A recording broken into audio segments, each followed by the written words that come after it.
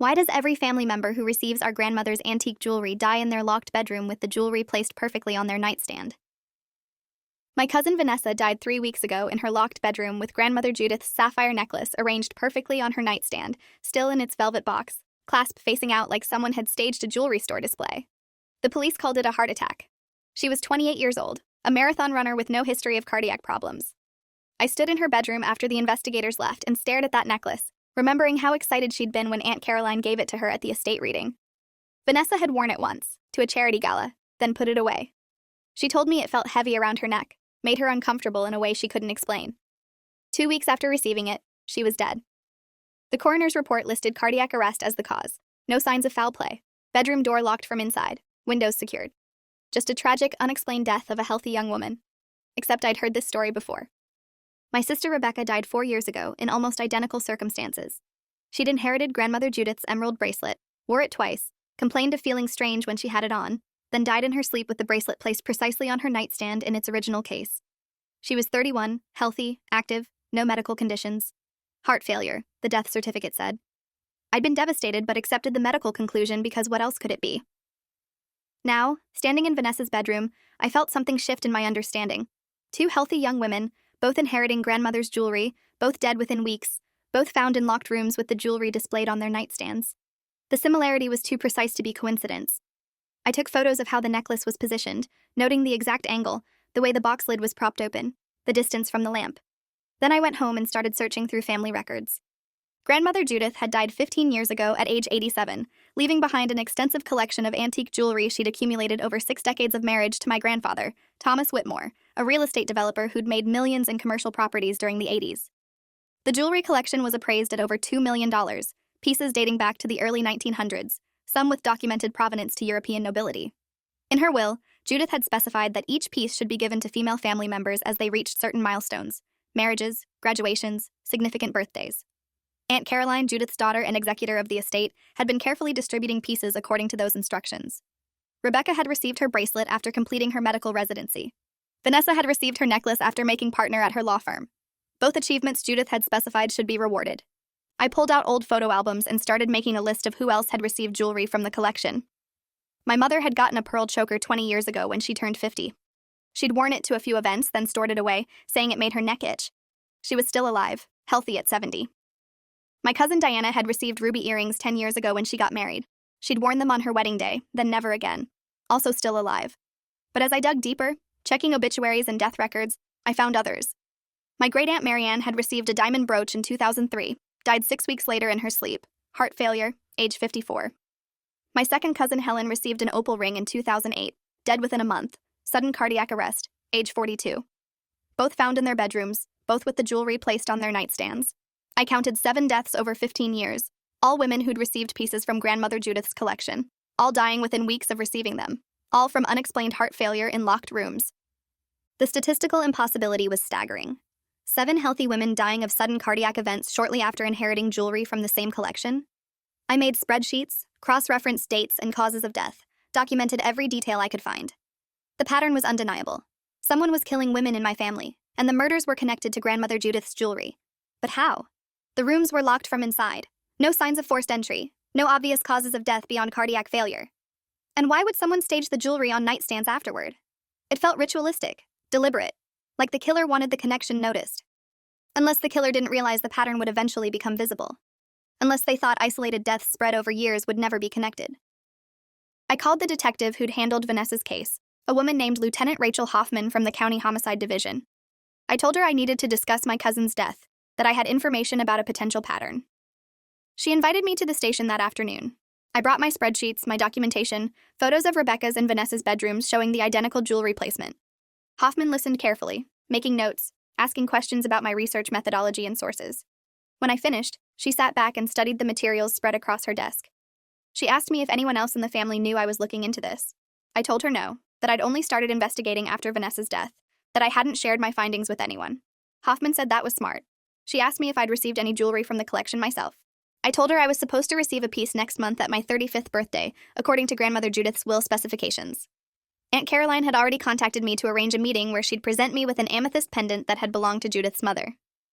Hoffman's expression changed when I said that. She asked how many other family members knew about this upcoming gift. I said probably everyone close to the family, since Aunt Caroline had mentioned it at Vanessa's funeral, trying to maintain some normalcy by talking about carrying forward Judith's wishes despite the tragedy. Hoffman made several phone calls, speaking in law enforcement shorthand I couldn't fully follow. When she hung up, she told me she was opening an investigation into the deaths as potential homicides. She said I should not accept that jewelry under any circumstances, and should avoid being alone with anyone who might be involved in the distribution process. I asked her who she suspected, and Hoffman said the obvious person of interest was Aunt Caroline, since she controlled the jewelry collection and decided who received which pieces and when.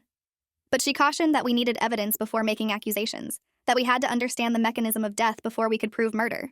She asked me detailed questions about the jewelry itself. Had I ever examined the pieces closely? Did I know if they'd been cleaned or restored recently? Had anyone else handled them besides Aunt Caroline?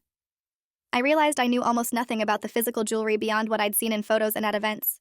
The pieces were always in their original cases, vintage boxes with velvet lining, stored in Aunt Caroline's climate-controlled safe. She treated them like museum artifacts, wearing white gloves when handling them, keeping detailed provenance records. Hoffman said we needed to examine the amethyst pendant I was supposed to receive, but we couldn't alert Aunt Caroline to our suspicions. She suggested I go ahead with the planned meeting, accept the jewelry as normal, but hand it directly to police for forensic analysis before taking it home. I agreed, though the thought of touching something that might have killed 7 women made my skin crawl. Hoffman assured me that whatever mechanism was being used required the victim to have prolonged contact with the jewelry, that briefly accepting it wouldn't put me at risk. She theorized the killer might be using some kind of poison absorbed through skin contact, something that would take time to build up in the victim's system before causing cardiac arrest. Modern forensics could detect even trace amounts of toxic substances. If the jewelry was contaminated, they'd find it. The meeting with Aunt Caroline was scheduled for Saturday afternoon at her house, a sprawling colonial in the suburbs that had belonged to my grandparents before Judith died. Caroline had inherited the property along with her role as estate executor. She lived there alone since her divorce 8 years ago, maintaining the house exactly as Judith had kept it, like a shrine to my grandmother's memory. I'd always found Caroline's devotion to Judith's legacy a bit excessive, but I'd attributed it to grief and a desire to honor her mother's wishes. Now I wondered if that devotion masked something darker. If Caroline was killing women in the family, what could possibly be her motive? The jewelry wasn't hers to keep. She was merely distributing it according to Judith's instructions, unless there was something about those instructions I didn't understand. I arrived at Caroline's house wearing a wire provided by Hoffman's team. Undercover officers were positioned in vehicles down the street, monitoring my conversation, ready to intervene if anything went wrong. Caroline greeted me warmly, hugging me and expressing again how devastated she was about Vanessa's death. She looked exhausted, dark circles under her eyes, her usual polished appearance slightly disheveled. She said the family was cursed, that she couldn't bear losing anyone else, that these tragedies were tearing her apart.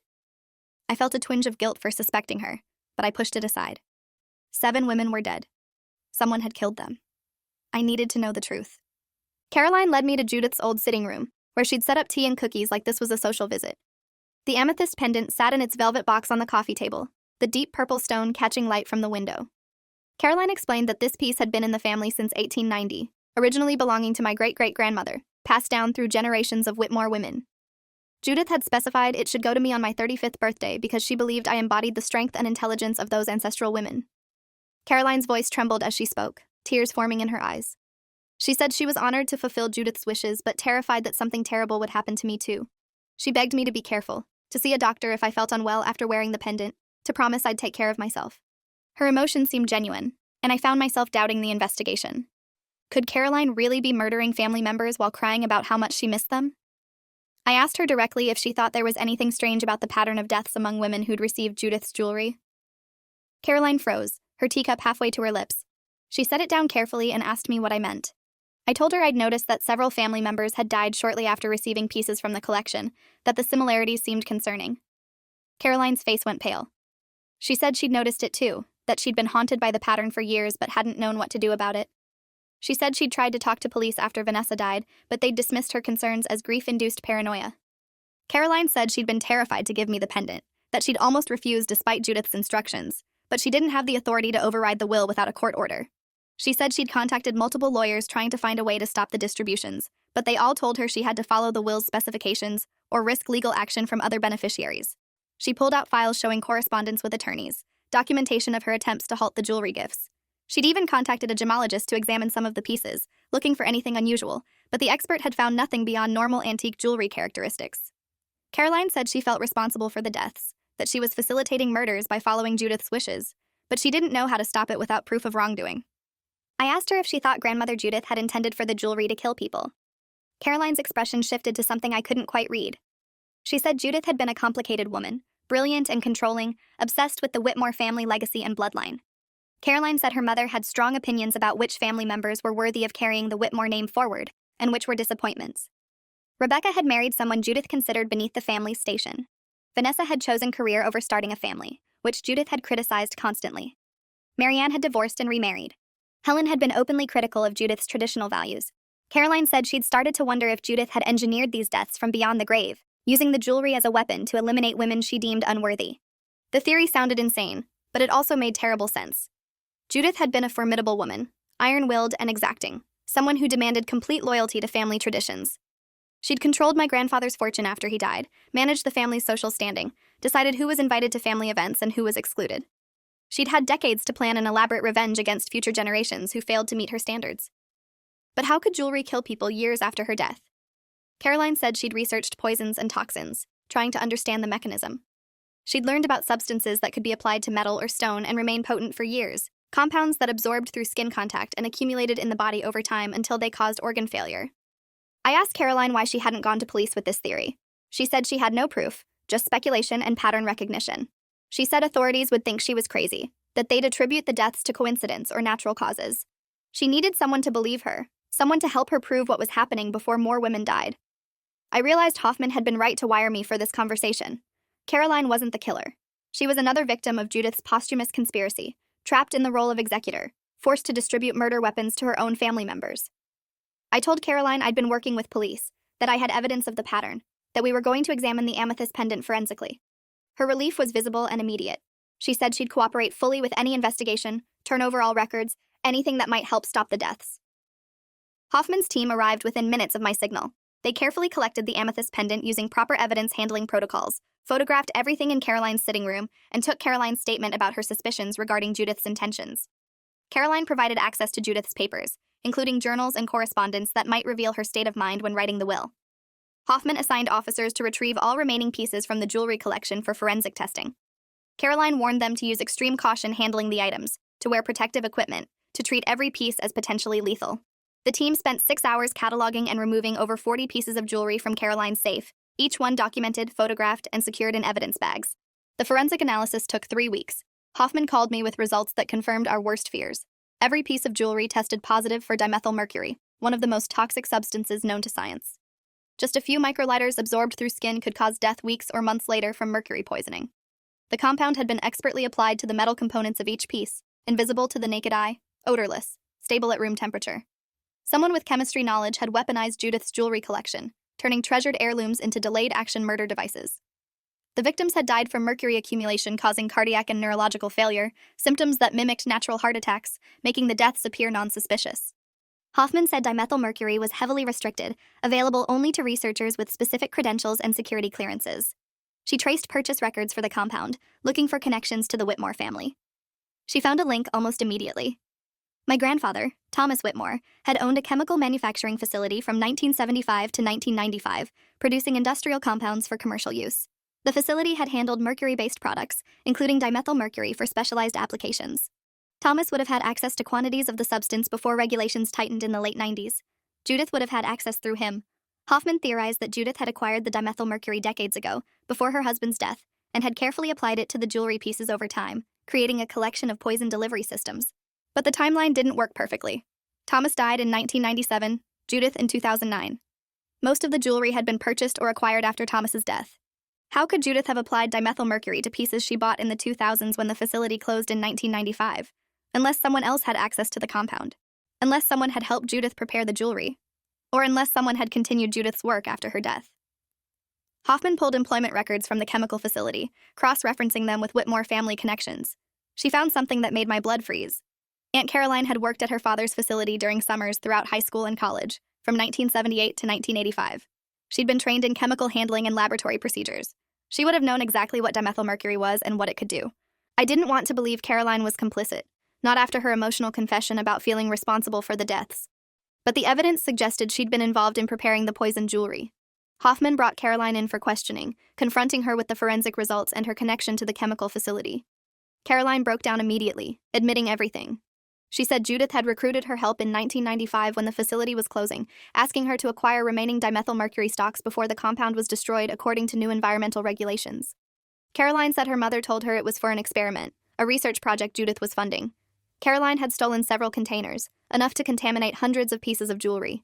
She'd given them to Judith without asking questions because she'd never dared question her mother's instructions. Caroline said she hadn't known what Judith planned to do with the compound until years later, when she found her mother's journals after her death. The journals explicitly detailed Judith's plan to eliminate family members she deemed unworthy of the Whitmore legacy. Judith had written that weak bloodlines needed to be pruned, that women who married poorly or chose careers over family or divorced or criticized tradition were contaminating the family line. She'd spent years acquiring jewelry specifically to be gifted to these target women, applying dimethylmercury to each piece, then writing detailed will instructions ensuring the poisoned items would reach their intended victims. Judith had even calculated the approximate time of death based on expected exposure levels, timing the gifts to maximize the period between receiving the jewelry and showing symptoms. Caroline said she'd discovered the journals in 2011, 2 years after Judith's death, right after Marianne died. She'd realized then what her mother had done, realized she'd helped create the murder weapons, but she'd been too afraid to come forward. She'd thought about destroying the remaining jewelry, but Judith's will was legally binding, and Caroline feared she'd be prosecuted for theft or mismanagement of the estate if she deviated from the instructions. She'd consulted lawyers under the guise of estate management questions, trying to find a legal way to stop the distributions, but they'd all told her she had to follow the will. She'd felt trapped, watching women die, knowing she could prevent it but seeing no way out without confessing her role in acquiring the poison. Hoffman arrested Caroline for accessory to murder and conspiracy to commit murder. Caroline's defense attorney argued she'd been manipulated by her mother, that she hadn't known the dimethylmercury's purpose when she stole it, that she'd been a victim of Judith's abuse and control. The prosecutor countered that Caroline had discovered the truth in 2011 and had continued distributing poisoned jewelry for another 8 years, allowing at least 4 more women to die when she could have stopped it. The case became national news, a grotesque story of multi-generational murder involving toxic heirlooms and a grandmother's posthumous revenge against family members who disappointed her. The trial revealed depths of dysfunction in the Whitmore family that I'd never understood. Judith's journals, entered as evidence, detailed decades of resentment against women she viewed as threats to her control. She'd hated my mother for being too independent, despised Rebecca for her career ambitions, loathed Vanessa for refusing to have children. Each woman targeted for death had committed some crime against Judith's rigid worldview. The most disturbing entries described Judith's satisfaction in planning their deaths, her certainty that she was protecting the family from contamination, her belief that future generations would thank her for maintaining bloodline purity. She'd written that she was performing a sacred duty, that weak women needed to be removed for the family to thrive. Testimony from family members painted Judith as a tyrant who'd terrorized everyone around her. My mother described years of emotional abuse, constant criticism, threats of disinheritance if she didn't conform to Judith's expectations. Other relatives shared similar stories. Judith had used money and social access as weapons, rewarding compliance and punishing independence. She'd maintained absolute control over family dynamics through manipulation and intimidation. Several witnesses testified that they'd been afraid of Judith even after her death, worried that somehow she'd reach from the grave to punish them for disobedience. They'd been right to fear her. She had reached from the grave using poisoned jewelry to murder women who'd defied her in life. Caroline's testimony was the most damaging to her own case. She admitted she'd known since 2011 that the jewelry was deadly, that she'd continued distributing pieces according to Judith's will because she couldn't bring herself to oppose her mother, even posthumously. She said Judith had conditioned her through decades of abuse to never question orders, to always obey, to believe that mother knew best. Caroline had internalized that programming so thoroughly that even discovering Judith's murder plot hadn't broken her compliance. She'd kept killing women by giving them poisoned gifts because stopping would have required defying her mother's explicit instructions, and Caroline had been psychologically incapable of that defiance. The jury found Caroline guilty on multiple counts of accessory to murder after deliberation. The judge sentenced her to 20 years in prison, citing her sophisticated education and her many opportunities to prevent deaths, but choosing not to.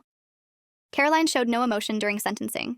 She said only that she hoped the remaining women in the family could live freely now, without fear of Judith's judgment.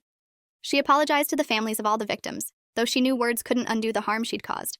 She said she'd spent her entire life trying to be the daughter Judith wanted, and it had turned her into a murderer. The Whitmore estate was dissolved, with all assets distributed to surviving family members after legal fees and restitution to victims' families. The jewelry collection was destroyed under supervised protocols at a hazardous materials facility, ensuring no pieces could ever harm anyone again. Insurance companies fought the death benefit claims at first, arguing the deaths were murders, not accidents, but public pressure and legal precedent forced them to pay out. The families of the 7 victims received substantial settlements, though no amount of money could replace the women who'd been killed. Melissa, Vanessa's mother, used her settlement to establish a foundation researching elder abuse and coercive control, focusing on how abusers maintain power beyond death through legal instruments and family dynamics. I testified at Caroline's sentencing hearing about how the murders had affected me, how I'd lost my sister and my cousin, how I'd nearly become a victim myself. I described the terror of realizing my grandmother had wanted me dead, that she'd planned my murder years before I'd even understood her cruelty. I talked about the violation of trust, having family heirlooms weaponized, being told I should feel honored to receive jewelry that was designed to kill me. The judge thanked me for my testimony and my courage in bringing the pattern to light. She said I'd saved lives by investigating when something felt wrong, by trusting my instincts despite the seeming impossibility of the truth. The psychological aftermath was brutal for all of us. Every surviving woman in the family had to grapple with the knowledge that Judith had categorized us as worthy or unworthy, had selected some for death while allowing others to live. My mother struggled with survivor's guilt, wondering why she'd been spared when Rebecca hadn't. I went to therapy weekly, processing the betrayal of discovering my grandmother was a serial killer who'd targeted me. The therapist helped me understand that Judith's pathology wasn't my fault, that her toxic worldview said everything about her damage and nothing about my worth. But knowing that intellectually didn't stop the nightmares about locked bedrooms and jewelry arranged on nightstands. Hoffman retired from the force 3 years after the conviction and wrote a book about the case called Poisoned Inheritance, A Grandmother's Multi-Generational Murder Plot. She interviewed me extensively, and I'm featured throughout as the investigator who broke the case open. The book became a bestseller, sparking conversations about how abusers use legal and financial structures to maintain control posthumously. Hoffman donated proceeds to organizations supporting abuse survivors. She sent me an inscribed copy thanking me for my persistence and bravery. I keep it on a shelf but haven't reread it. Living through the case once was enough. 5 years later, I'm 39 and married with a daughter. I've never told her about her great-great-grandmother's crimes, but I will when she's old enough to understand. She deserves to know where she comes from and what kind of poison existed in our family tree. I've documented everything, so she'll have a complete record when she's ready. I want her to understand that cruelty can disguise itself as love, that control masquerades as care, that some people use family bonds as weapons. I want her prepared to recognize abuse in whatever form it takes, equipped to protect herself in ways the women in my family weren't. I still think about Rebecca sometimes, about how excited she was finishing her residency, how proud she'd been to receive Judith's bracelet as acknowledgement of her achievement. She wore it to the hospital on her first day as an attending physician, showing it to colleagues, telling them about her grandmother's legacy. 3 weeks later, she was dead, killed by the very symbol of family approval she'd longed for her entire life. That's what haunts me most about Judith's cruelty, the way she weaponized love and recognition, turned moments of pride into instruments of death. The women died thinking they'd finally earned Judith's blessing, never knowing they'd been marked for execution all along. The Whitmore name carries stigma now. People recognize it from news coverage and Hoffman's book. Some avoid us entirely. Others approach with morbid curiosity, wanting details about what it felt like living through a multi-generational murder conspiracy. I've learned to deflect those questions, to protect my privacy while acknowledging the public interest in the case. My daughter will grow up with this legacy whether she wants it or not. The best I can do is teach her that we define ourselves by our choices, not our ancestors' sins. If you enjoyed this, you'll definitely want to see the next ones too. So subscribe now and let me know your take in the comments.